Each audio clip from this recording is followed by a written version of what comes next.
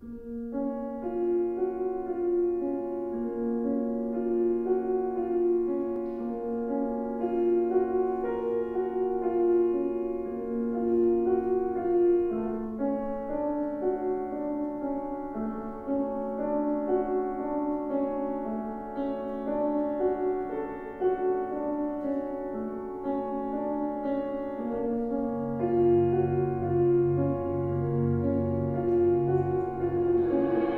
jsem Oskar, dneska je 6.6.